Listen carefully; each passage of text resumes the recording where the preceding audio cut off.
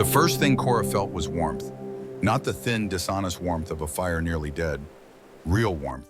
You are The kind braver that than you soaked into know, little muscle and one. bone I try, and but it's reached the hard places where sometimes. I know, cold had we all already do. started making permanent Wake up! arrangements. Can you hear me? For a She's long breathing, moment, but she didn't barely. open her I need eyes. to move her now. She I'll just help you lay carry there, her. breathing, listening to the pop and settle of burning wood, smelling pine smoke and something that might have been soup, and tried to understand why she was still alive. She had not expected to be alive. The last thing she remembered was snow. The cold that had stopped feeling like cold and started feeling like sleep. The way Vera's hand had gone slack in hers. The way she had thought, very clearly, in the part of her mind that always stayed calm no matter what. This is how it ends. Not in battle, not with a blade. In a field, in the dark, in the northern mountains of a country that never wanted us here anyway. She had thought that was acceptable. She had been wrong, apparently. Cora opened her eyes, wooden ceiling, low and close, the way mountain cabins were built by people who understood that heat rose and space was the enemy of warmth. A fireplace to her left, stacked stone, well-made, the work of someone who intended to stay. A window with frost on the inside of the glass, the kind of frost that told you exactly what the world outside was doing and invited you to stay put. And between her and the fire, sitting cross-legged on a braided rug with her chin resting on her folded hands, a girl. Maybe 10 years old. Dark hair that had been braided and then half escaped the braid sometime during the night. Eyes that were looking at Cora with the intensity of someone who had been waiting for something interesting to happen for a very long time and had finally been rewarded. The girl did not look afraid. That was the first thing Cora's soldier mind cataloged. Fear was useful information. The absence of fear was different information. It meant either that the girl did not understand the situation or that she understood it better than most adults would. Cora's hand moved toward her side. Nothing there. Of course nothing. Whatever had carried her here had stripped her of weapons first. That was sensible. That was what she would have done. She pushed herself upright, and the room tilted briefly, and she learned three things very quickly. First, she was weaker than she thought. Second, her shoulder had been wrapped, cleanly, by someone who knew what they were doing. Third, her sister was on the floor to her right, still breathing, still unconscious. The slow rise and fall of her chest as regular as a tide. Vera, alive. The tightness in Cora's chest released so completely it was almost painful. "She's been sleeping longer than you," the girl said. "Papa said that's okay. He said sometimes the body needs more time." Cora looked at her. "I'm Ren," the girl said. "In case you were wondering, you can talk. Papa said you probably would when you were ready." Cora looked past the girl, past the fireplace, past the rough-hewn table with two mugs on it, toward the far corner of the room where a man sat in a wooden chair with a book open in his lap that he was not reading. He was watching her the way a man watches a door he's not sure is going to stay closed. His hand was resting on his thigh not far from the knife on his belt. Not threatening, not reaching, just close. She understood that. She had sat exactly like that herself more times than she could count, in more places than she wanted to remember. It was the posture of a man who hoped he wouldn't need to move fast but had made sure he could. He was perhaps 45. Lean in the way that came from years of hard work rather than scarcity, though she suspected he'd known some of that too. His face had the weathered quality of a man who spent more time outdoors than in. There was grief in it, the kind that had been living there long enough to change the shape of a person's features, to settle into the lines around the eyes and the set of the mouth, and become part of the landscape of someone's face. He was watching her the way a man watches something he's already decided not to kill but hasn't yet decided to trust. That was fine. That was honest. She respected honest. "My name is Cora," she said. Her voice came out rougher than she intended. 3 days without water would do that. "Garrett Wills," he said. He didn't move. "You were dying in my field." "Yes. My daughter found you first." A pause. "I want to be clear that I'm not sorry I brought you in, but I also want to be clear that there are rules." "Rules," Cora repeated. "She doesn't get scared. She doesn't get hurt. Those are the only two that matter." Cora looked at the girl, Ren, who was still watching with that unsettling calm. "Understood," Cora said. Garrett nodded once. He didn't relax exactly, but something shifted. The calculation in his eyes moved from threat assessment to something more like ongoing problem I've decided to manage. She understood that too. Vara woke 2 hours later, and she woke the way she always woke, fast and reaching, except there was nothing in her hands, which meant she was briefly and terribly dangerous in the way that disarmed soldiers sometimes were. Cora spoke to her in their language before she could do anything irreversible, and Vara's eyes found her, and the danger passed. They spoke for a moment in Orcish, quick and low. "We need to go," Vara said. "Now, before we cause problems for them." "Not yet," Cora said. "Cora," I said, "not yet. I need to confirm something." Vara looked at her with the expression she'd been making since they were children, the one that said she knew Cora was keeping something back, and she was going to let it go for now, but she was storing it up. "Fine, but we're not staying." Cora said nothing to that. What she did was wait until Garrett went out to check his traps in the gray mid-morning light, until Wren was occupied with something at the table, and then she made her way to the window. The world outside was white, snow on every surface, deep and undisturbed except for Garrett's footprints leading north toward the tree line. The mountains rose to the east, a specific silhouette, a particular way the two peaks sat against each other like shoulders. The creek at the bottom of the slope was frozen over, and even under the ice you could see the way it bent left at the old stone outcropping before it disappeared into the trees. To the south, where the tree line broke, she could see the edge of other structures. A village. Small, maybe 40 or 50 people. And at the tree line, where the path from the village met the open field, there was an old oak split down the middle by lightning, both halves still standing, leaning away from each other like something that had survived a great violence and never quite recovered. Cora stood very still. She had seen that tree before, from the other direction, from the darkness in the trees in another season, with a unit around her that she would spend the rest of her life trying to forget. She had known when she set out 3 weeks ago that she was heading toward the right area. She had the name of the village. She had rough directions from a trader who hadn't asked why she wanted to know. She had thought she would find it, find the right family, say what needed to be said, leave what needed to be left, and either walk away or not. That part she hadn't fully worked out. What she had not planned for was arriving in the dark, in the middle of a storm, in a body already surrendering to cold and being carried inside by the very man she had come to find. She pressed her hand against her jacket, felt through the fabric the small, hard shape she had been carrying for 3 years. Still there. She let her hand fall.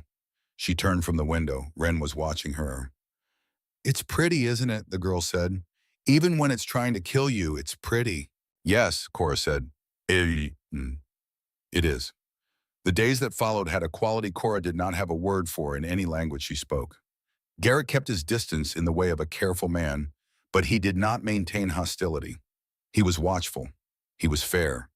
He gave them space and warmth and food and the use of the cabin's one back room, and he asked for nothing except that they stay out of his way when he needed to work and away from his daughter when his daughter needed to sleep. These were not unreasonable terms.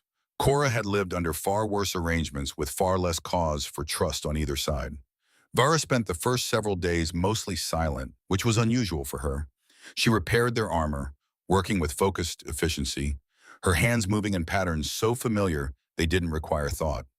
Sometimes she would stop, hold a piece up to the firelight, study it, the hinge of a shoulder plate, the stitching on a leather strap, things she had repaired before and would repair again. Maintenance as meditation.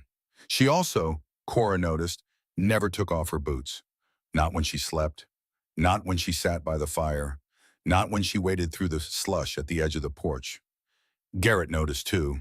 Cora saw him track it once, his eyes moving to Vara's feet and then away, the slight furrow between his brows that he didn't pursue. Some questions you didn't ask until you understood what kind of answer you were ready to receive. Wren asked everything else. The girl had an appetite for information that reminded Cora of a river. Not aggressive, not demanding, just constant. Moving around every obstacle, finding the way through. She asked about the mountains in Orc territory, about what food they ate, about whether it was true that Orc children learned to fight before they learned to read. She asked about the scar on Cora's collarbone, an accepted old injury without pressing, which showed more restraint than most adults managed. One morning, about a week in, she sat down across from Cora at the table and placed a worn primer between them. The pages were soft from handling, the letters faded, a child's book that had been well loved. "Papa taught me with this one," she said, "but I've gone past it. You can have it." Cora looked at the book, at the girl. "Wait, because you were watching me read yesterday and your eyes were doing the thing people's eyes do when they want something but don't want to ask for it." Ren shrugged. "And because Mama always said reading was the thing that made you free. She said you could take everything from a person, but if they could read, they had a whole world inside them that couldn't be taken." There was a silence. "Your mother," Cora said carefully. She died 3 years ago." And the girl said it with the steady directness of someone who had learned to say hard things plainly because flinching didn't make them less true. "She was brave. Papa says I got her stubbornness, but I think I got her whole personality, and he just says stubborn because he doesn't know what else to call it." Cora looked at the primer. She reached out and turned it to face her. They started that morning with the letters. Cora's hands, calloused from weapons work, looked wrong holding the thin pages, but she held them. She made mistakes. Ren corrected her without impatience, which was a kind of generosity Cora had not expected and did not know what to do with. By midday, she could sound out short words slowly, halting, like a child 20 years younger than her. It should have felt humiliating. It didn't. It felt like something else. Something she hadn't felt in long enough that she'd forgotten it had a name. Garrett came in from the cold and stopped in the doorway, snow still on his shoulders, and looked at them. He didn't say anything. He went to the fire and stood with his back to them, warming his hands. But he didn't move away, and after a moment the tension in his shoulders eased, just a degree, the way a body eases when it's decided something without the mind quite catching up. Meanwhile, Vera had found Ren, or Ren had found Vera. It was difficult to say who had initiated, since Ren had a way of simply appearing beside things she was curious about, like weather. What Cora came back inside one morning to find was Vera crouched at the edge of the property, pointing at something on the ground, while Ren crouched beside her with the focused attention of a person receiving information that matters. "Two toes," Vera was saying in her careful common. "See how pressed down here, not here. Is not deer. Is something wait and watch. Is something hunt. What is it? Fox, young one, learning. How can you tell it's learning? Step too close together, careful but too careful. Not move like it know where going. Move like it thinking each step." Ren considered this with complete seriousness. "How do you move when you know where you're going?" Vera looked at her, a pause that was almost humor, like not thinking about feet. From the doorway, Cora watched her sister teach and felt something loosen in her chest. Vera had always been the one who should have been a teacher, the one who could take apart a complicated thing and lay it out in pieces without losing what made it complicated. In another life, she might have been. Instead, she'd been a soldier, because that was what you were when you were born in a time that needed soldiers more than it needed teachers. They had not chosen that. They had not chosen a lot of things. On the day the village came, Cora heard them before she saw them. Boots on packed snow, several pairs, moving with the rhythm of people who had decided something and were moving to act on it before they could talk themselves out of it. She was at the window before the knock came. 3 men, one in front, heavy set, wearing spectacles that he took off and cleaned even though they didn't need cleaning. Behind him, 2 others with the look of people who had been worked up into an opinion by someone else's anxiety and weren't entirely sure the opinion fit them. Garrett went to the door. "Ordell," he said, not surprised. "Garrett." The man with the glasses put them back on. "We need to talk." Then talk. There was a pause while Ordell recalibrated to on the porch then. "People are worried. You've got 2 orc warriors in there with Ren. I've got 2 people recovering from cold in there with my daughter. What was I supposed to do, Ordell? Leave them in the snow?" "Some people would say yes. Some people are wrong." Ren appeared from the hallway. Cora put a hand on the girl's shoulder, not to stop her, because she sensed immediately that trying to stop Ren from going where she intended to go was like trying to redirect a creek by standing in it, just to be there. "They've been here 2 weeks, Ren said, addressing the 3 men with the patient tone of someone explaining something to people who slower than they should be. "Vara showed me how to read tracks this morning, and yesterday Cora helped me with my reading. Neither one of them has done anything except exist in our house. Is that the problem? Existing? Ordell looked pained. Ren, sweetheart. I'm not a sweetheart. I'm a person. Those are also persons. She pointed without hesitation at the window where Cora was standing. Cora did not step back. They're staying until spring, Papa said. Garrett looked at his daughter, then at Ordell. She's not wrong. Garrett, you need to I think about it every day. His voice stayed even. They stay until the weather breaks. Anyone with a problem can bring it to me. Not to my house and not to my daughter. Ordell cleaned his glasses again. The two men behind him shuffled. No one seemed to have the energy for the confrontation they'd come here to have. Faced with a 10-year-old who had already decided the argument was over. They left. Garrett closed the door. He stood with his hand on the wood for a moment, not moving. Thank you, Cora said. She meant it to sound formal. It came out something else. He turned, looked at her for a moment with those weathered eyes that always seemed to be reading more than his face gave back. Don't make me regret it, he said. Not unkindly. We won't, she said. And she meant that too, in all the complicated ways a promise can be meant by a person who is trying to pay a debt that may not be payable. It was on a Tuesday. Well, she knew it was Tuesday because that was the day Garrett went to check the southern traps, the ones that took longer, and Ren had settled at the table with her lessons. That Cora found herself alone in the main room, alone with the fire, alone with the table and the two mugs and the primer still sitting where she'd left it the day before with a dry pine needle marking her place at page 12, and alone with the wall of photographs. She had noticed them before. It was impossible not to notice them. 3 photographs in plain frames hung above the mantel, carefully positioned, the middle one slightly larger. She had looked at them in the way you looked at things in a stranger's house, cataloging their existence without studying them, extending the courtesy of not prying. Now, in the quiet, she looked.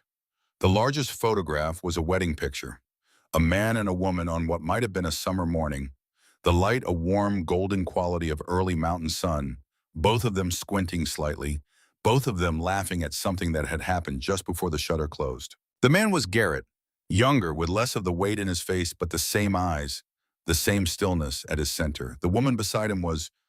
Cora's heart stopped. She took a step closer, then another, close enough to see the details she had missed from across the room. The dark hair, the way the woman held herself, straight-spined even in laughter, the line of her jaw, the shape of her hands. 3 years. 3 years since Cora had last seen that face. Not in a photograph. Not in a frame above a fireplace in a warm mountain cabin. In a cold field, in the dark, in the worst night of Cora's long catalog of bad nights. She had seen that face turn toward her as the woman fell. The woman who had stood between a running child and something that should not have been happening at all. The woman who had looked at Cora in the last moment, not with hatred, not with terror, but with something that Cora had never been able to name, something that had more dignity in it than Cora had ever managed in her entire life, and then had been gone. Her name Cora knew because she had asked afterward in whispers, because she had needed to know the name of the person she had failed to save.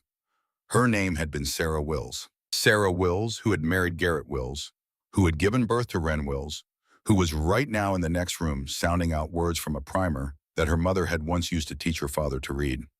Cora's right hand moved without decision to the inner pocket of her jacket, to the small hard shape she had carried against her body for 3 years, through exile and cold, in the particular exhaustion of surviving when you weren't entirely sure you deserved to. The locket. Small, silver with flowers engraved on the front. Delicate work, the kind of thing made for keeping, not for selling. The kind of thing a person wore every day until the day they couldn't anymore. She had taken it from the field that night. Not theft. She could not have explained it clearly then, and she was not certain she could explain it now. Only that she had known, in the part of her that operated below reason, that this small thing was evidence, that it was witness, that if she left it there in the frozen ground, something true would disappear from the world, and the world was already losing too many true things. She held it in her closed fist now, in Garrett's house, in front of Sarah's photograph, and understood that she had always known it would come to this. She had known it when she asked for directions to this village. She had known it when she set out in the last of the season's survivable cold. She had known it when the storm caught her and the cold came in, and she had thought, if I die here, I will die, still carrying this, and that is not acceptable. And that thought had kept her moving longer than anything should have. She had not planned it to happen like this. She had not planned to be carried inside by the man she came to find. She had not planned for the girl, or for the fire, or for the strange new weight of being seen as a person rather than a problem. But she was here. She was alive. And across the hall, a little girl who had never done anything to anyone was learning words from a book her dead mother had loved. And every day Cora stayed in this house and said nothing was a day she was lying to that girl in the only way that mattered. Cormac Pruitt arrived that evening with a bottle he claimed was purely medicinal and the look of a man who had been thinking about something long enough that he had decided to act on it. He was around Garrett's age, perhaps a few years older, with the kind of face that had been rearranged by weather and time, and the specific experiences that left marks in the bone rather than just the skin. He moved the way certain men moved, not quietly exactly, but with an economy that said every step was considered. He shook Garrett's hand at the door, tipped his head to Cora and Vera in the way that acknowledged them without making a speech about it, and went out to the porch with Garrett, where they sat in the cold with their coats on, and passed the bottle and talked the way men talked, who had known each other long enough that most of the conversation happened in what wasn't said. Cora could hear them through the wall, not the words, the rhythm, the long silences. The 3 knocks Cormac made with his knuckles on the porch railing at intervals, the way some people tapped when they were thinking. Later, when Cormac had Gwen and Wren was in bed and Vera was doing the quiet work she did in the evenings, Garrett came inside and stood by the fire for a long moment. "Old friend?" Cora asked. "Served together? A long time ago." He looked at the fire. He said what I already knew. "What's that?" "That something is following you." He didn't say it as accusation, just as information delivered to the air between them. Orcs don't leave their clan unless the reason is serious. They don't end up half dead in a field unless someone wanted them to end up worse than that. He looked at her. "I'm not asking tonight, but I'll need to know eventually." "Yes," Cora said, "you will." "All right." He added a log to the fire. "Get some sleep." She watched him go to his room. She stood by the fire a while longer, alone with the warmth and the photograph on the wall, and the locket against her chest and everything she had not said yet. Soon, she told herself, not tonight, but soon. She went to bed carrying the weight she had carried for 3 years, through exile and cold and mountains that had no interest in whether she lived or died. It felt, in some way she couldn't name yet, different now. Not lighter, but different. The way the same stone feels different when you know where you're going to set it down. She closed her eyes. In the next room, the fire settled. Outside, the snow fell, and the mountains held their silence as they always had, keeping no one's secrets and everyone's.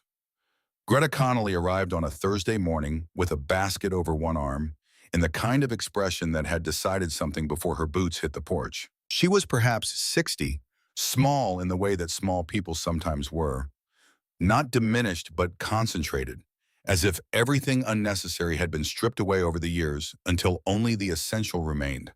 Her hair was silver pulled back tight. Her hands, when she set the basket on the table, were the hands of someone who had used them for serious work her entire life. She looked at Cora and Vera the way a person looked at a problem they'd been thinking about for longer than the problem knew. "I'm not here to have an opinion," she announced, to no one in particular and everyone in general. "I'm here because if you're going to house warriors, Garrett Wills, at least let me make sure they're actually healed and not just pretending to be so they don't worry the child." Garrett, who had been leaning against the door frame with his coffee, said nothing. He had learned, apparently, that saying nothing was often the best response to Greta Connolly. "Sit," she told Vera, and Vera sat, which surprised Cora because Vera did not generally take instructions from strangers. She worked with the efficiency of someone who had been doing this long enough that it had stopped being a set of actions and become a single continuous motion. Checking Vera's eyes, her pulse, the old bruising along her ribs that had yellowed and was healing cleanly. She talked while she worked, not to them, but alongside them, the way some people talked to the task itself. "Ribs are coming along. You need to stop doing whatever puts pressure on the left side. Yes, I know you think I can't tell, but I can tell. Whatever you're carrying, Put it down for another 2 weeks. Vera's eyes moved to Cora. Cora said nothing. Greta moved to the shoulder. Her hands found the tattoo, the mark Vera had worn since her unit days.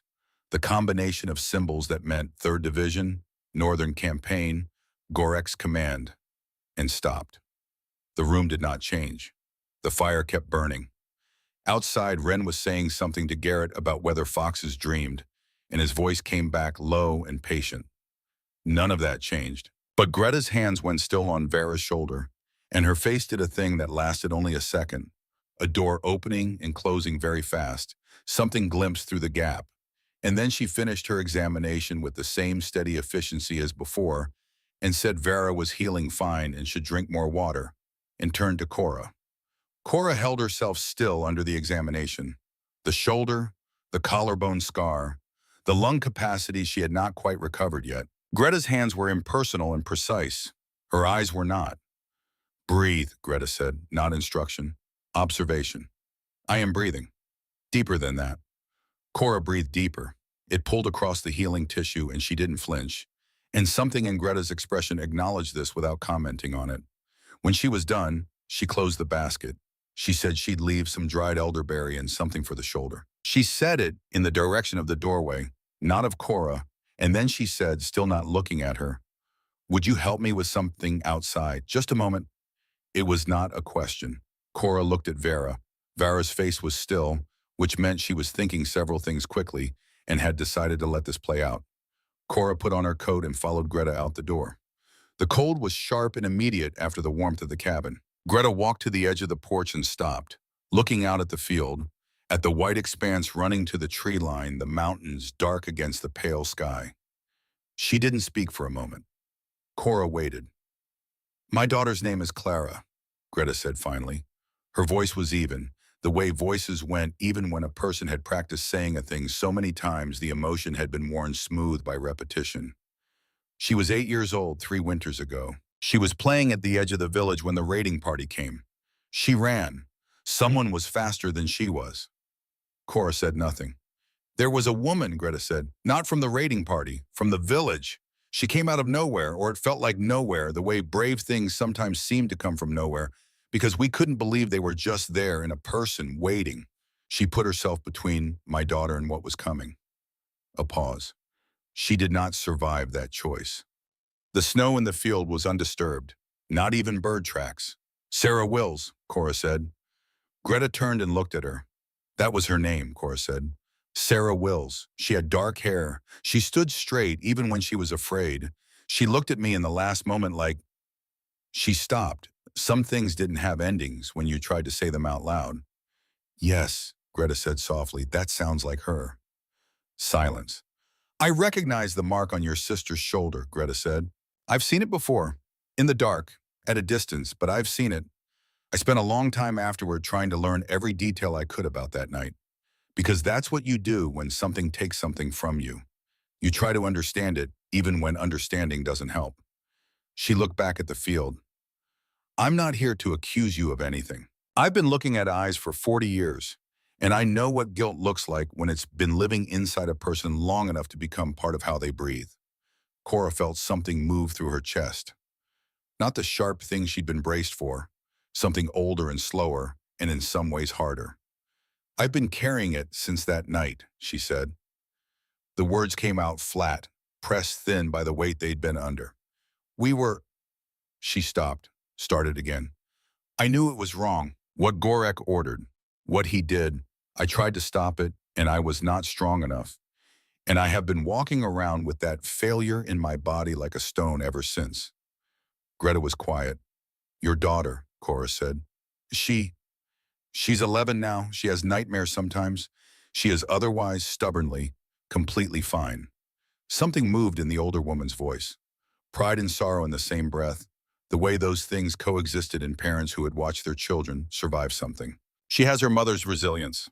"I'm glad," Cora said, "and meant it in the specific way you meant things that cost something to mean." Greta turned to look at her fully. Her eyes were direct and old, and carrying their own collection of things. "He doesn't know you were there, Garrett. No. You came here for a reason. I suspect you've been trying to find the right moment for weeks." Cora said nothing. There's no right moment, Greta said. There's only before and after. And I've watched you in there. The way you look at that child, the way you watch him when you think no one's watching you. And I think you already know that the longer you wait, the more it costs everyone, including you. She picked up her basket from the porch railing. He's a fair man, Garrett Wills. He's not an easy man, but he's fair. He deserves to hear it from you, not from someone else, not by accident. A pause at the door, and so does she. She went inside. Cora stood on the porch for a long time after. She had thought about how to do it more times than she could count, in more versions than she could track anymore.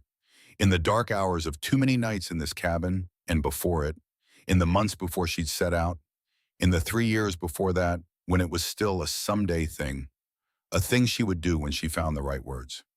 She understood now that the right words did not exist. They never had. This was not a thing that words could carry cleanly. It was a thing that would make a mess no matter how carefully you arranged it. And the only thing in her control was whether she was the one to speak or whether she was the one who was found out. She went back inside. That evening, after Wren had been put to bed and the fire had settled into its late-night rhythm, Cora sat down across the table from Garrett. He looked up from the piece of wood he'd been shaping with a small knife. He carved in the evenings, she'd learned, birds mostly, with a focus that was almost meditative. He set the knife down. He knew, from the way she'd sat down and the quality of the silence she'd brought with her, that this was not ordinary conversation. He was a man who read situations the way hunters read ground, by feel, by the small signs that meant something, only if you'd been trained to see them. He waited. Cora reached into her jacket. She put the locket on the table between them. The fire popped. Outside, the wind moved through the pine trees in that low, constant way it did at this hour. The locket lay there between them, small and silver, the engraved flowers catching the firelight. Garrett looked at it for a long time without moving. Then his hand came forward, slowly, and picked it up. He turned it over, ran his thumb across the engraving. She watched his face the way she watched faces in the moments before things became irreversible. Reading everything, remembering everything, because sometimes the only thing you could do was be a witness. He opened it. Inside, the photograph she had not looked at in 3 years, a woman and a baby, the baby round-cheeked and squinting at the light, the woman looking down at the child with the expression of someone who could not believe what they had been trusted with. The photograph was small and slightly faded, and it was everything. The sound Garrett made was not loud. It was barely a sound at all, just something that moved through him and found no way out except through the slight change in how he held himself. A tightening and then a giving way, like a knot pulled too tight for too long that suddenly released. "Where?" he said, and stopped. His voice had gone to a different place. He tried again. "Where did you get this?" Cora had rehearsed many versions of this moment. In all of them, she had been steadier, able to say the things that needed to be said in the right order with the right words and not break apart in the middle of it. She said, "I was there." The fire, the wind, the small sounds of the house settling in the cold. 3 years ago, she said, the night of the raid, I was there, not as someone who chose it. I was a soldier in a unit under a commander who gave orders I followed, and then gave orders I couldn't follow, and by the time I understood the difference, it was... The words thin, she pushed through. Your wife was the bravest person I saw that night. She came out when she didn't have to. She stood between a running child and something that should have been stopped before it started. I tried to stop it. I wasn't strong enough, and she stopped. Started over. She looked at me before the end. She looked at me like she was sorry I had to see it, like she was more concerned about what I would carry than what was happening to her. I have never understood that, and I have never stopped thinking about it. Garrett was not moving. His hand was closed around the locket. I took it from the ground that night. Not to steal, not for value, because it felt like evidence. Like something that said this happened, this person existed, this was wrong. I kept it because I was going to testify against Garrett before the ORC Honor Council, and I needed proof. I needed something real, something they couldn't deny. I kept it because... She stopped again, breathed, because I couldn't leave it there. The silence went on long enough that she had time to understand clearly and without drama that there was a real possibility he was going to stand up and take her outside and that would be the end of it, and that she would not fight back because she did not believe she had the right to. Then the other door opened. Ren came in from the hallway in her nightclothes, hair loose, with the slightly unfocused look of a child who had been asleep and then not been asleep and finally given up on deciding. She stopped when she saw them, reading the room the way her father had taught her to read tracks in snow, and she did not ask what was happening. She came and sat down next to Cora. Just that. She sat down and folded her hands on the table and looked at her father with the steady eyes that she had gotten from her mother, and Cora felt the pressure of that small presence beside her. Not leaning in, just there. The way certain things were simply present and made the air different by being in it. Garrett looked at his daughter for a long good moment, then at Cora. "Tell me the rest," he said. Vera came in without being asked. Cora thought later that she must have been awake, listening, which meant she had known something was coming even without being told, which was the thing about Vera Arum. She always knew. She came and sat at the far end of the table and did not speak, and her presence said, "I am here, and I will take whatever comes with you," which was the thing she had always said without saying it, since they were children and the world was already more complicated than it should have been. Cora told the whole of it. Gorek's orders, which had started as a supply raid and become something else when he had decided the night allowed it.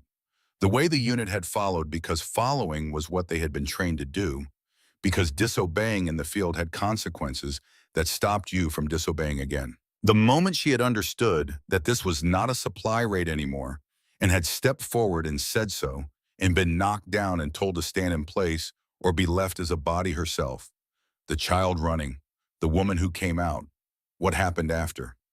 She told it plainly without the specific cruelties, but without softening the shape of it either, because the shape was what mattered and softening it would have been its own kind of lie. She owed them the exact shape of it. She had been carrying it for 3 years and it had gotten no lighter and no cleaner and no more or less what it was. "That's why your clan abandoned you," Garrett said when she finished. "We told a senior officer what Gorek had done that night. We told him we intended to testify before the Honor Council. 2 weeks later, we were declared traitors and exiled north." She paused. "Gorek has allies. He has been building them for years. He is the kind of man who is very good at making people believe that loyalty to him is the same as loyalty to something worth being loyal to." "The locket," Garrett said. He opened his hand, looked at it. "You were going to use it as evidence." "Yes, it was taken with everything else when we were exiled. I had given it to the officer along with a formal testimony." He turned it over to Gorek. A pause. "He kept the testimony too, which means Gorek knows exactly what we know and what we can prove. But you kept this somewhere they didn't find it. I had already decided to make a second record, a written account of everything I witnessed, every date, every name, every order I heard given." She looked at Vera. "I was not the only one who decided that." Vera had been watching this the way she watched everything, taking it apart, understanding it from multiple angles simultaneously. Now she reached down. She unlaced her left boot. She had to work at the sole for a moment. It had been modified, the inner layer separated from the outer, with careful precision, and then sealed again, so that from the outside it looked like simply a well-repaired boot. She pulled the sole free and reached inside. A small booklet, handmade, the pages folded and stitched with neat precision. Thin enough to be invisible in the boot, but dense with small, careful handwriting. Page after compressed page of it, dates and names and places, and the specific words of specific orders given by a specific man who did not believe anyone was writing them down. Vera set it on the table. She looked at Cora. "I didn't tell you," she said, in Orcish, which she did not translate, which meant it was for Cora and Cora alone. "Because you would have told me to destroy it. You would have said it was too dangerous and the risk was too high, and we couldn't afford to carry something that would get us killed if we were caught." She paused. "You would have been right, and I could not do it." Cora looked at the booklet, at her sister, at the 3 years of silence that had been inside that boot. "How long?" she said. "From the beginning. From the week we decided to testify. I started writing that same night." Vera's voice was steady in the way it got when she was being precise, because precision was the only tool that could carry what she meant. "I thought If we die, if Gorek's men find us before we can speak, if the council never hears what we know, at least somewhere in the world, there will be pages that say this was real. This happened. This was wrong. The same reason Cora realized that she had taken the locket. They had both been doing the same thing in the dark, alone for 3 years, without knowing the other was doing it. She did not have words for what that meant. She wasn't sure she needed them. Garrett picked up the booklet. He looked at the first pages. Names he didn't know, places he'd never heard of. Then a date, then another, then a name he recognized. Then a place that was 20 miles from where he was sitting. He set it down. There was one more thing. Cora said it quietly, almost as an afterthought, though it was not an afterthought at all. Before the storm caught us, 3 weeks ago, when we were still 2 days north of the ridge, I found a trader moving south. A man who owed a debt to someone who owed a debt to someone who had once served on the council's auxiliary. A long chain. She paused. I gave him a letter, everything in the booklet, summarized. Names, dates, the raid, our testimony, our location, approximately. She looked at her hands. I don't know if it arrived. The storm came the next day and we were moving fast and I had no way to know. But I sent it because I had decided that if I was going to walk into this village and say what needed to be said, I was going to give the truth every possible path to travel. No one spoke for a moment. Vera looked at her sister. Not surprise, recognition. The look of someone who understood, for the first time, why Cora had insisted on moving south when every other instinct had said north. Why she had pushed through weather that should have turned them back. Why she had kept walking towards something that might kill her when stopping would have been easier. You knew, Vera said quietly. I hoped, Cora said. There's a difference. Greta, who had stayed in the corner so quietly that Cora had half forgotten she was there, made a small sound. The older woman's face was wet. She made no move to hide it. She sat with her hands folded and the tears moving down her face, and the composure of a person who had made peace with the fact that some things simply needed to be cried about. I can't make this right, Cora said. She was speaking to Garrett. She kept speaking. I know that. I have known it for 3 years, and nothing has changed it.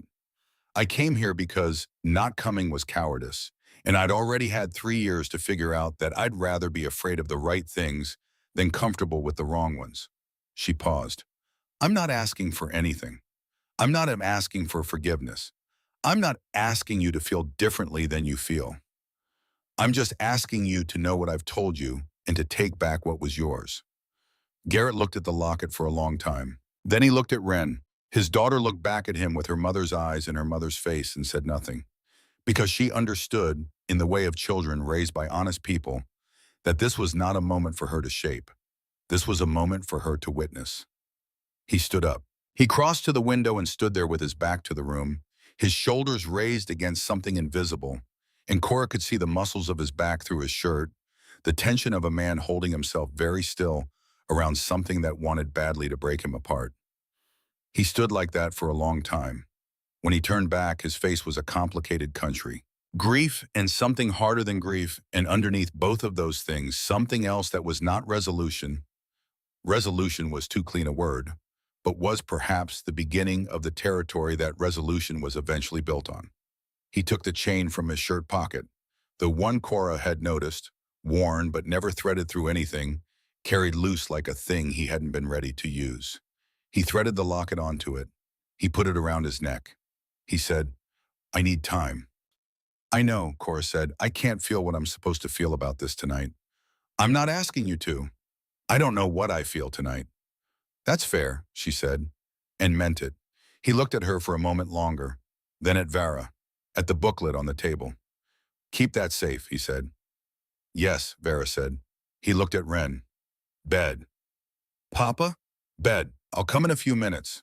Wren stood. She looked at Cora, a long, measuring look, the eyes working. Then she went to her room without arguing, which told Cora more than any words would have.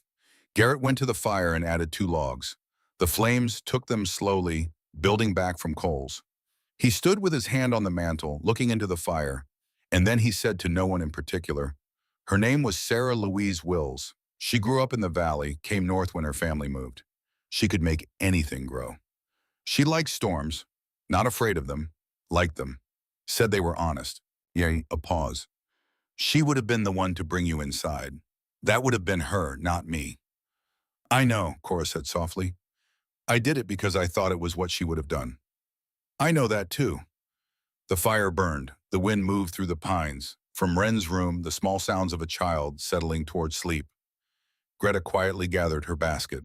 At the door she paused and looked at Cora with eyes that had seen a great many things and had learned to distinguish between the ones that mattered and the ones that merely seemed to. She gave a small nod. Not forgiveness, not absolution, but acknowledgement. The recognition of one person by another who had been carrying parallel weight and finally, on the same night, set it down. She left. Cora sat at the table. Vera sat across from her. They did not speak, but the silence between them was different from the silences of the past 3 years, which had been full of things unsaid. This silence was empty in the good way. Cleared out. The silence of a room after a storm has passed through and taken the heavy air with it. After a while, Vera said in Orcish, "You should sleep. In a minute. You're going to stare at the fire until your eyes cross." "Probably." Vera looked at her across the table. "It went the only way it could have gone," she said. "He's still here. We're still here. That's not nothing." "No," Cora agreed. "It's not nothing." They sat a while longer. Then from outside, the sound of boots on porch steps. Quick, purposeful, not the unhurried approach of someone paying a social visit. 3 knocks, a pause, 2 more. Garrett straightened from the fire. Cora looked at Vera. Vara looked back, and what moved between them in that look had no words but translated cleanly. Something has shifted. Here it comes. Garrett opened the door.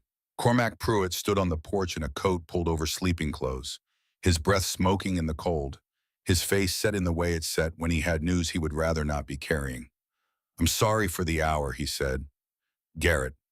He looked past him, found Cora, and held her gaze for a moment with the steady directness of a man who needed her to understand the weight of what he was about to say. "They've been spotted." Garrett stepped back to let him in. "Who?" Garrett said, though something in the way he asked it said he had already started knowing. Cormac looked at the booklet on the table, at Cora's face, at Garrett. He tapped the door frame twice with his knuckles. The old signal, the one that meant "you know what this means and so do I." 40 warriors, he said, 2 days north, moving south. Someone who calls himself Garrett the Branded, moving fast for winter. The fire crackled in the silence that followed. The locket caught the light against Garrett's chest. On the table, Vera's hand moved to the booklet and stopped there, resting on it, the way a person rested a hand on something they needed to know was real. Cora looked at the window, at the dark beyond the glass, at the mountains she could not see but knew were there. She had sent the letter. She did not know if it had arrived. She did not know if the council was moving, or if they were 2 women in a small cabin with a booklet full of evidence and no one to deliver it to. But she knew this. She had come here to do one thing before the reckoning arrived. She had done it. Whatever happened next, she had done it. She looked at Garrett, at the locket at his throat, at the face of a man who had just been handed back the worst night of his life and was already, because that was simply what he was, beginning to figure out what to do with it. "All right," she said. The word fell into the room like a stone into still water. "All right," Cormac agreed. He sat down. He looked at the booklet. He looked at Cora. "Then we need to talk about what happens next." No one slept. Cormac sat at the table with his hands around a mug of coffee that had gone cold, not drinking it. Garrett stood at the window with his arms crossed, looking out at the dark field the way a man looked at ground he was already measuring. Vara had the booklet open and was going through it page by page quietly, the way she went through everything, looking for the detail that mattered most, the one that told her what she needed to know. Cora sat by the fire. She was thinking about the distance between where she was and where she had been, and whether she had closed enough of it to matter. 2 days, Garrett said to the window. "Moving fast for winter," Cormac said. "But the weather's been clear north of the ridge. No reason to slow down." 40 warriors. That's what the trapper counted. Came through the northern pass last evening, saw them camped at the Black Creek crossing. 40 is enough, Vera said, without looking up. For a village this size, for 2 women. More than enough. Garrett turned from the window. He looked at Cora with the expression he'd been carrying since she put the locket on the table. Something still in motion, not yet finished becoming what it was going to be. You knew he'd come. I knew it was possible, she said. I knew if he tracked us to this region, he would follow the trail until it ended. A pause. I thought we had more time. You told me tonight because time ran out. She met his eyes. I told you tonight because Greta was right, because waiting was cowardice, and I was finished being a coward about this particular thing. She let that sit. The timing is coincidence. Or it isn't. And the world has a sense of order I don't fully understand. Either way, it doesn't change what needed to be said. Garrett looked at her for a moment. Then he turned to Cormac. What does he want exactly? Enough to come this far in winter, enough to bring 40 men. Us, Cora said. But not only that. She looked at the booklet, at Vera. Then she said the thing she had not yet said. Our father was Duras, chief of the Stonemark clan. He died 4 years ago. Garrett challenged him, not openly, not in the traditional way, but in the way powerful men remove obstacles when they don't want the record showing their hands. There were witnesses. We were witnesses. She paused. Under ORC law, the testimony of the chief's bloodkin before the Honor Council carries absolute weight. It cannot be dismissed, cannot be outmaneuvered by allies or position or wealth. If we speak before the council, Gorek's entire authority collapses. Every appointment he's made, every alliance he's brokered, every unit he commands, all of it built on ground that cannot survive what we know. The room was quiet enough that the fire sounded loud. Cormac set down his mug. He tapped the table 3 times slowly. So he's not just coming to silence witnesses. He's coming to protect an empire. Yes. And everyone in this village who sheltered you is, in his accounting, complicit, Cora said. In ORC law, harboring a named exile is the same as the exile's crime. He will not stop at us. Garrett said very quietly, You were going to tell me this. Yes. When? When I told you everything else. She looked at him steadily. I was not going to leave you uninformed. I came here to speak the truth. All of it. I understood that the cost of that truth might be your life and your daughter's life and every life in this village. I understood that, and I came anyway because the risk of staying silent was higher. Gorek was already moving. He would have found this village whether I spoke or not. At least this way you have warning. At least this way you have time to choose. Choose, Garrett repeated, whether to send us out, whether to let him have us and hope he stops there. Or whether, no, Garrett said, Garrett, whatever option ends with you walking out into 40 armed men, no, that's not a choice. That's just a different kind of giving up. Cora looked at him. You have a daughter, she said. I know I have a daughter. He said it the way he said most important things, without drama, without volume, with the complete flatness of a decision that had already been made somewhere before the conversation started. The weight of a man who had been standing in the balance of something and had finally, in the space of one night, found a place to put his feet. I know, he said again, and the second saying was different from the first. Heavier. Not just acknowledgement, but weight freely accepted. I know what it costs. I'm choosing to pay it. That's what choosing means. Vera looked at Cora. Cora looked at the fire. She thought about the field where she'd nearly died, about the warmth of waking up in a stranger's house, about a small girl who had sat across a table from her with a worn primer and unlimited patience, about the strange and specific quality of the past weeks, not comfortable, not without complication, but real, solid, the way ground felt under your feet when you'd been walking on ice so long you'd forgotten what solid was. She thought about what she had sent north with the trader, the letter, the long chain of debts and contacts, and the fragile hope that truth, given enough paths to travel, would find its way to where it needed to go. She did not know if the letter had arrived. She was going to have to stand in a field tomorrow and find out. All right, she said. All right, Cormac agreed. He looked at the booklet. He looked at the window, at the dark where the mountains were. He tapped the table 3 times and then stood up. Then we need to talk about the morning. When dawn came the way it came in deep winter, not with light so much as with a slow retreat of the darkness, the sky going from black to the colorless quality of cold mountain mornings, the kind of light that showed you the shape of things without committing to anything else. The village square was not large. It held perhaps 30 adults on a good day, and this was not quite a good day, but Garrett had stood in the center of it and spoken in the voice of a man who was not asking for anything, but was offering something instead. Not protection, choice. The choice to be the kind of people who, when something hard arrived at their door, opened it anyway. He had held up the locket. He had said Sarah's name. He had said what the twins were and what they knew and why 40 warriors were coming and what it meant for every person in this square. Then he stepped aside. Cora had not planned to speak. She was aware, in the way you were aware of borrowed clothes, that this was not her village, not her square, not her people. That she was an orc in a human settlement in the West Virginia mountains, asking people to risk their lives for a cause that had already cost them everything once. But she looked at the faces. She saw in several of them something that needed to hear from her specifically. Not from Garrett, not from Cormac, from the source. She stepped forward. Her comment was better than it had been. Ren had seen to that. "My name is Cora," she said, "daughter of Duras, who was chief of the Stonemark clan. I came to this village because I was carrying something that did not belong to me and needed to be returned to the person it belonged to." She paused. "I came knowing it might cost me the only shelter I had found in 3 years of having none. I came anyway, because some things are worth the cost of honesty. Your village taught me that." She looked at Ren, standing beside Garrett at the edge of the crowd, specifically a 10-year-old girl with very strong opinions about what things mean taught me that. A small sound moved through the crowd, not quite laughter, more like release.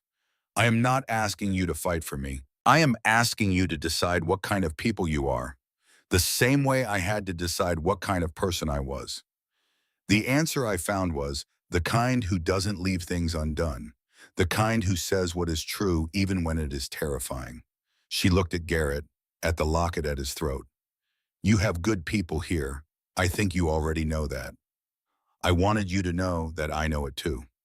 Greta stood up first. Then Cormac, who tapped the ground 3 times with his boot and said simply, "War rules," which apparently meant something specific to anyone who had served, because 3 other men straightened when he said it. Then Ordell, who cleaned his glasses one final time and then put them deliberately in his pocket, as if he had decided he was done using them as a prop for hesitation. "My wife would come back from wherever she is and make my existence genuinely difficult if I let you do this alone." Not everyone.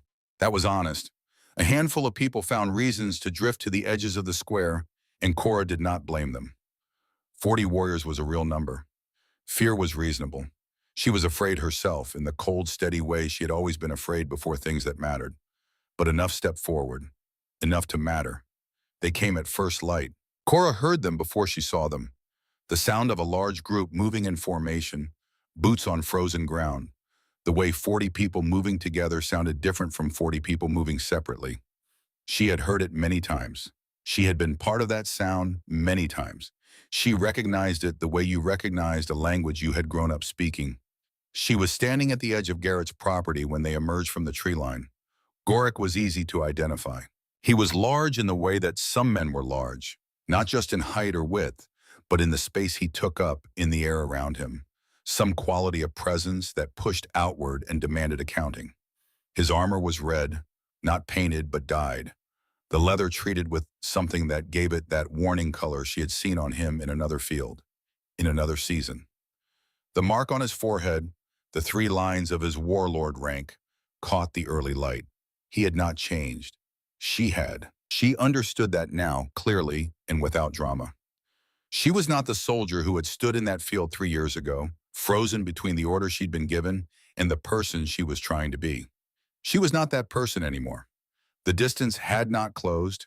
It had resolved the way distances sometimes resolve, not by shrinking, but by a person finally moving to one side of them or the other. She was on the other side now.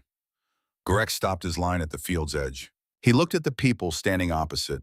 A man with a knife and a lifetime of grief. An old soldier with his boot tapping the frozen earth. A healer with her hands quiet at her sides. A village's worth of people who had decided to be here. And his expression moved through something close enough to contempt that the difference didn't matter. He found Cora. "You have made this difficult," he said in Orcish. His comment was capable, but he used it only when he chose to, which was a power statement she had watched him make many times, more difficult than it needed to be. Cora answered in Orcish. Nothing about this needed to be the way it is. You made choices. We are all standing in them now. You will come with me, both of you. The humans will stand aside and I will allow them to keep their lives, and we will resolve this matter properly. There is no proper place for you anymore, Cora said. You lost proper when you challenged the chief outside the ritual, when you ordered the killing of civilians in a village that was not at war, when you exiled 2 daughters of Stonemark clan and called it justice. She paused. The Honor Council knows your name, Garrett. They have known it for longer than you think. Something shifted in his face, not fear. Garrett did not easily go to fear, but recalculation. The adjustment a man made when the map he was carrying turned out to show different ground than expected. You have spoken to the council, he said. I have been speaking to the council in the only way available to a woman with no clan and no shelter and no allies except the ones she made along the way. She held his gaze. Letters move slowly in winter, but they move. Garrett looked past her, at Garrett, at the line of people standing there in the early gray light, none of them in armor, none of them trained for this, all of them present anyway. You would die, he said, switching to common now, for the audience the way he always worked an audience, for 2 exiles, for 2 women who watched your own kind fall. Garrett took a step forward. Cora put a hand on his arm, not stopping him, steadying. She could feel the tension in him, the grief held like a weapon, waiting for the right moment. She looked at him for just a second, and what she tried to put in that look was, I have this. Let me have this. He looked at her, then he stepped back half a step, and she understood that he was not stepping back from the fight. He was giving her the front of it. She turned back to Garrett. They did not watch, she said, and they tried to stop you. I tried to stop you. I was not strong enough, and I will carry that for the rest of my life. But I am standing here, and you are standing there, and between us is every choice that led to this morning, and I will not step aside. She heard the steadiness in her own voice and understood that this was what 3 years of carrying something heavy had built in her. Not hardness, but endurance. The kind of strength that came from not being allowed to put the weight down. The woman who died that night protecting a child, her name was Sarah Wills. She was braver than anyone I served with in 20 years. She deserved better than what your orders made of that night. So did the 14 others. So did every person you have used and discarded since. She paused. Come for us if you must, but know that every person standing behind me knows exactly who you are now, and the Honor Council will too.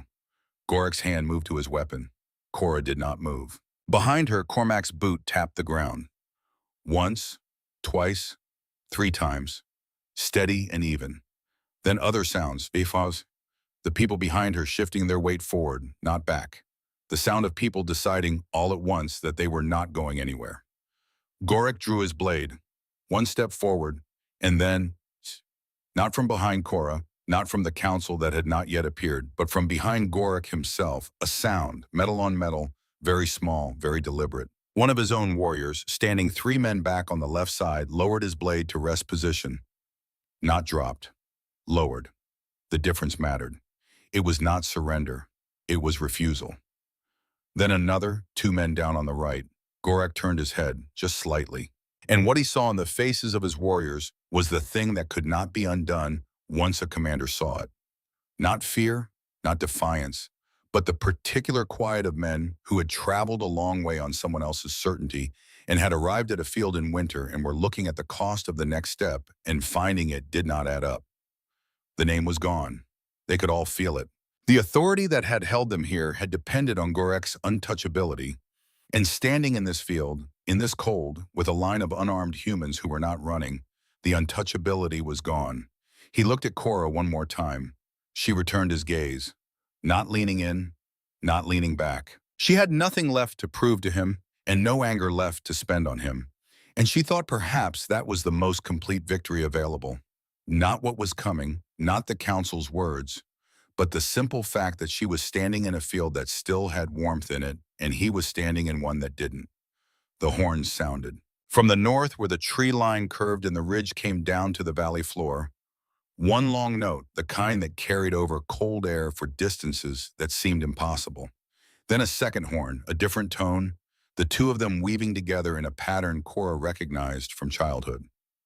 From ceremonies, from the formal occasions of her father's house, from the sound of authority that had nothing to do with weapons and everything to do with what was written down. Gorik went very still. His 40 warriors went still. They came out of the trees with the unhurried certainty of people who did not need to hurry because everything had already been decided and they were only here to deliver the verdict. 7 of them, robed in the gray and green of the Honor Council, the marks of their office worn openly. The eldest walked in front, a woman of perhaps 70, her face weathered by more winters than Cora could count, her eyes carrying the quality of something immovable. She stopped between the two lines. She looked at Gorik. Gorik, called the Branded, called the Warlord, she said in Orcish, in the formal register of official judgment. Her voice was not loud, but it reached everywhere the way certain voices did. You stand in violation of council order. You were summoned. You did not come. You moved armed forces against 2 persons under council investigation. You stand here now against civilians of a foreign settlement. She paused. The council has reviewed the evidence submitted, the testimony provided, the record maintained. Her eyes moved to Vera, who had come forward to stand beside Cora, the booklet in her hands. We have read what was written. We have heard what was witnessed. A second letter arrived 4 days ago at the Northern Way Station, carried by a trader's chain, confirming the first and adding detail. The record is complete and it is unimpeachable. Gorik said, the record is the word of traitors. The record, the elder said, cutting through him with the precision of someone who had been cutting through exactly this kind of statement for a very long time, is the word of the Stonemark chief's daughters, submitted in proper form, supported by dated documentation, corroborated by 3 independent witnesses who have spoken to the council in the past month. She looked at him. We have also reviewed the circumstances of Duras Stonemark's death. That matter is now part of the record. A pause that had weight to it, the weight of judgment already rendered and now being delivered. You have no ground left, Gorik. You have no allies who will stand with you after this morning. Your name is struck. Your rank is struck. Your authority over any unit, any alliance, any orc under council jurisdiction is struck, effective the moment this judgment was read. Gorik did not move for a moment that lasted longer than it should have. He looked at the warriors behind him, at the 2 who had lowered their weapons, at the faces of men who had already made their calculation and come to the end of it. He looked at Cora, and there was something in his eyes she had not expected. Not the rage which was there, but underneath it, the acknowledgement of one soldier to another that the field had been lost, and both of them knew it. He was a man who had built everything on the belief that he was unreachable. He was standing in a field in West Virginia in winter, being told by an old woman in a robe that he was nobody, and the 40 men behind him were not moving to dispute it. He turned, he walked back into the trees. Not a warrior's walk, not a commander's walk, just walking, one step in front of the other, disappearing into the shadow of the tree line like something that had never quite been real. His warriors looked at each other, then at the robed figures of the council.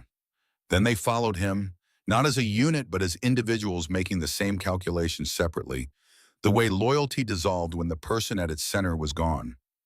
In 3 minutes, the field was empty. Cora became aware that she was shaking.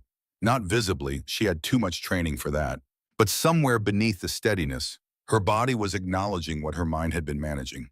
The enormous physical fact of having stood in front of 40 armed warriors and spoken without knowing whether the horns would come. She had sent the letter, she had hoped. She had stood in that field without certainty, because certainty had not been on offer, and spoken anyway. Her father had told her once that courage was not the absence of calculation. It was calculation that arrived at do it anyway. She thought he had been right. Garrett was beside her. He didn't touch her. He seemed to understand with the same instinct that had gotten him through 45 years of a complicated world that she needed a moment before she needed anything else.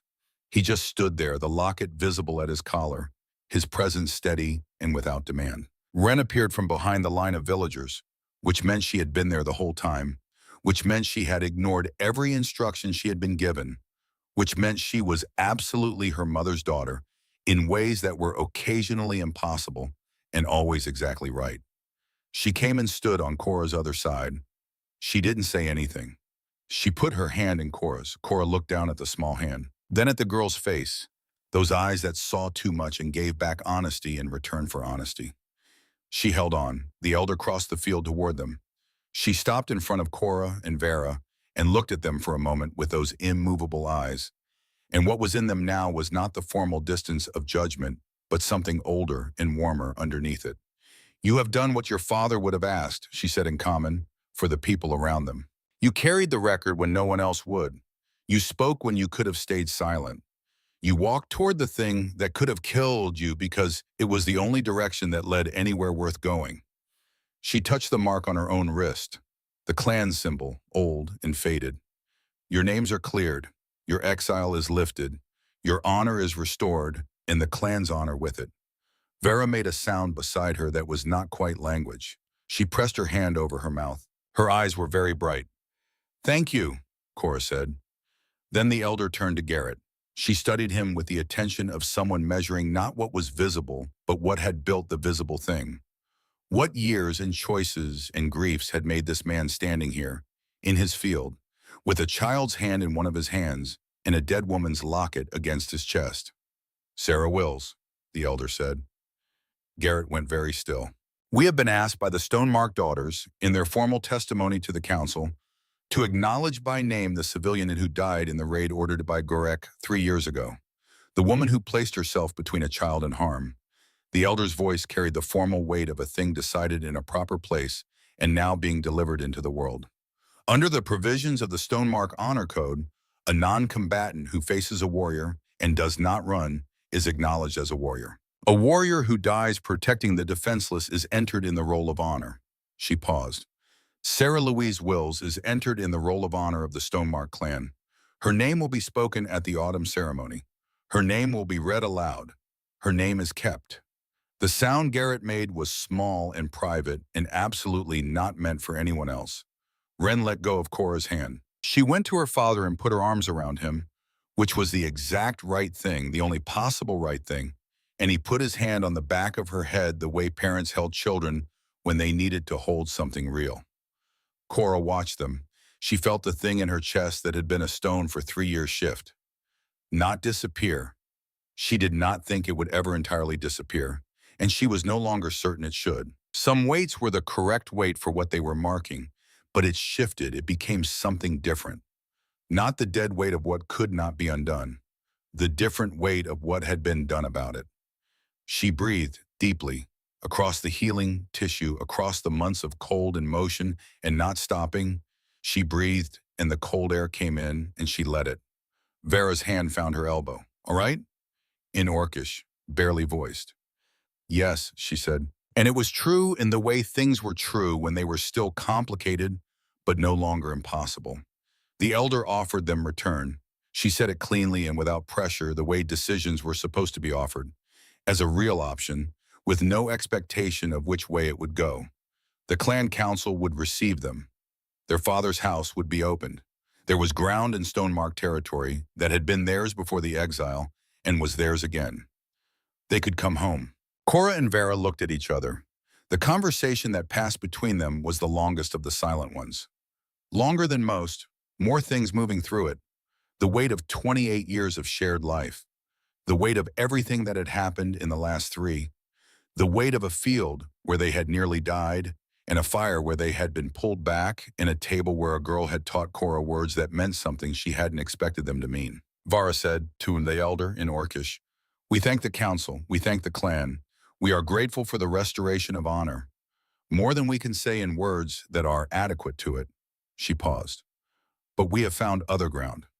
The elder looked at them, then at Garrett, then at the village behind them, at Greta standing with her basket, at Cormac with his boots still on the ground where it had been tapping, at Ordell who had put his glasses back on and was crying behind them without appearing to notice. "This is your choice," the elder said. "Made freely." "Made freely," Cora confirmed. The elder nodded once. "Then you live as you wish. Free Stonemark, honor restored," clan acknowledged. "You carry the name wherever you go." She looked at Garrett. "You have protected our daughters. The clan remembers this. Then she looked at Wren, still standing beside her father, and something in her expression shifted towards something warmer than formal. "And you," she said quietly, "you have a warrior's eyes. Your mother would be proud." Wren, for possibly the first time in her life, had nothing to say. She just nodded. And then, because she was Wren and could only be still for so long, she leaned against her father's arm, which was enough. The council left as they had come, without ceremony, stepping back into the tree line in the cold of the northern ridge, leaving the field empty and the morning very quiet. Spring came to the Appalachian Valley the way it always came, not in a single arrival, but in a slow accumulation of evidence. The snow pulling back from the south-facing slopes first.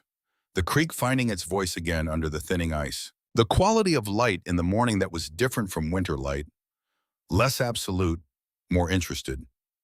The cabin was different. It had always been good.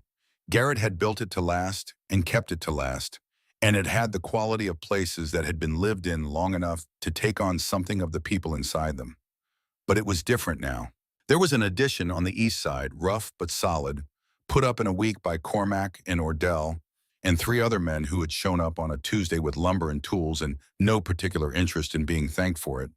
There were 2 extra mugs on the table, a set of hand tools on the porch that had not been there before, a braid of dried herbs above the kitchen shelf that was Vera's and that she would not admit she was proud of, though she clearly was. On a morning in early April, Wren turned 11 years old. The celebration was the kind that could not have been planned and would have been worse if it had been. Greta brought bread. Cormac brought something in a bottle he claimed was purely medicinal. Ordell brought a hat he had made himself that was well-intentioned and extremely strange-looking. And the village arrived in pieces throughout the afternoon until the cabin was full of people, and the noise was considerable, and Wren was moving through it all with the absolute assurance of a person who understood that this was correct and proper and exactly how things should be. Cora watched from the edge of it. Garrett came and stood beside her. He had developed a way of doing that, appearing beside her not intrusively, but with the steady quality of someone who had decided on a position and was occupying it. She had learned to receive this without deciding what it meant, because some things were better understood by living inside them than by naming them prematurely. "You're not eating," he said. "I'm watching." "Those are not mutually exclusive." She looked at him. He was holding 2 plates. She took one. "Vara taught her that song," he said, nodding to where Wren was demonstrating something to Cormac that involved complicated hand movements and a great deal of confidence. "The one she was doing this morning. It's a stone-mark counting song. We learned it when we were about her age. Is it appropriate for an 11-year-old? It depends what you consider appropriate." He looked at her with the expression she had learned meant he was almost amused but was weighing it first. "Should I be concerned?" "It's about sheep," Cora said. "In mathematics, it is relentlessly educational." "That's not reassuring." "It isn't meant to be." He almost smiled. She had been watching for that. The almost smiles that had started appearing in the weeks since the field, since the elder, since the morning that had changed the shape of everything. They were not the full thing yet. She didn't expect the full thing yet. Grief did not schedule itself, and loss did not heal on anyone's timeline except its own. But the almost smiles were there, and they were real, and she counted them the way you counted small evidence of spring, not as proof that winter was over, but as proof that the direction had changed. Later, when the guests had gone and Wren had been put to bed, and Vera was in the addition doing the quiet things she did in the evenings, Cora went out. She had been to the graveyard once before, had seen it from the path, marked it, understood what it was. She went now in the early dark, following the path through the thinning snow until she found the stone that was newer than the others, cleaner, with a name cut in careful letters and 2 dates that held between them a life she had only known for a few moments and had been carrying ever since. She stood there for a while. The wind was different now than it had been in winter. Less hard, more curious, moving through the new growth at the edge of the path with a tentative quality, as if it was still learning the season. "I don't know how to do this," Cora said, out loud, which felt strange and then didn't. "I have been trained for many things, and this is not one of them." She paused. "I came here to return what was yours. I came to say what needed to be said to the man you married and the child you made. I did those things. I am still here because—" She stopped, organized it. Because the family you built was large enough to hold people who should not have fit into it. I don't understand that fully. I don't think I'm meant to understand it fully. But I'm here. The wind moved through the trees. Your daughter is remarkable, Cora said. I think you know that. I think you made her that way on purpose, and then she kept going further in the direction you pointed, and now she is something that cannot be aimed or redirected, and it is wonderful and occasionally alarming and completely correct. She paused. She taught me to read. I want you to know that. She sat across the table from me and gave me her time and her patience, and she didn't make it small or easy. She made it real. The way you used to teach him, she told me. She said you told her that reading was the thing that made you free. Cora was quiet for a moment. I was not free for a long time. I am starting to understand what that might feel like. She was aware, without turning, that Garrett had come. She heard him at the edge of the path, not coming further, giving her the field. She did not turn. She stayed where she was and let him stay where he was, and the space between them was not empty, but full of everything that had happened since a cold night when he had looked at a problem he did not have to solve and solved it anyway. I cannot undo what that night cost you, Cora said to the stone. I know that. I have known it from the beginning. I will spend what remains of my life making something true from what was broken. I don't know yet entirely what that looks like, but I know I am in the right place to find out. She touched the stone once briefly, the way she touched things she meant to remember. Your name is spoken now, in places where it matters. It will keep being spoken. She stood for another moment. Then Wren was there. Of course she was. Standing at the edge of the path with her coat buttoned wrong and her hair loose, and that expression she wore when she had calculated that a situation required her presence and had decided the calculation was settled. Her father was a few steps behind her, and the look on his face was the one that had stopped being able to stop her a long time ago and had arrived at a kind of peace with that. Wren came forward and put her hand in Cora's without preamble. Then she turned them both back toward the stone and stood beside her, small and steady in the early dark, and looked at her mother's name with the directness she brought to everything. I talk to her sometimes, Wren said. I used to feel strange about it. I don't anymore. It doesn't feel strange, Cora said. No. A pause. Do you think she knows? Cora thought about the elder's words, about the roll of honor in a name that would be spoken at the autumn ceremony in a language and a tradition that had nothing to do with the woman who carried it, but had decided to claim her anyway, because honor recognized itself across whatever distances it needed to cross. Yes, Cora said, I think she knows. Garrett came and stood on Wren's other side.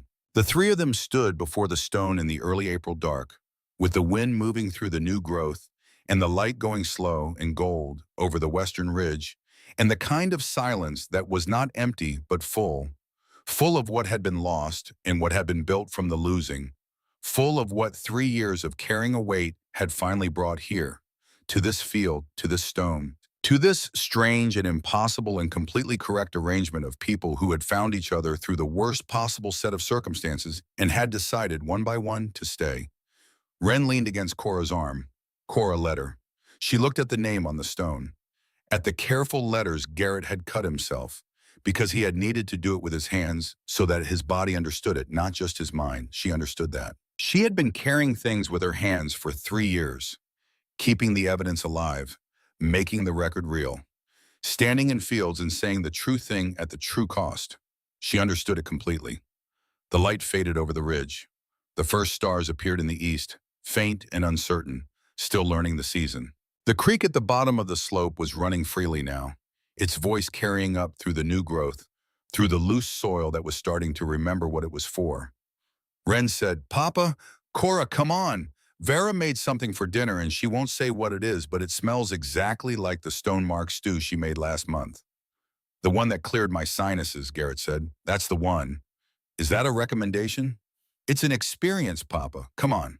She pulled them both, one hand each, with the absolute certainty of a person who knew where everyone needed to be and was prepared to personally ensure they got there. Cora let herself be pulled. She felt Garrett's slight resistance, the half second he always waited before allowing himself to be moved, and then his giving way, and then all three of them walking back down the path together toward the light in the cabin window. Behind them, the stone stood in the early dark. The wind moved through the new growth. Somewhere to the north in the stonemark autumn ceremony months away, a name would be read aloud to people who had never met the woman who carried it. They would hear it and they would know. She was brave. She was true. She stood when she did not have to stand, and the standing mattered, and the name was kept. Ahead, through the window, Vera moved past the glass, saying something, and the sound of it came warm through the walls. Not the words, just the sound of someone at home in a place that had decided to be home for them. Cora walked through the door. The warmth came around her the way it had on the first morning, except this time she knew what it was.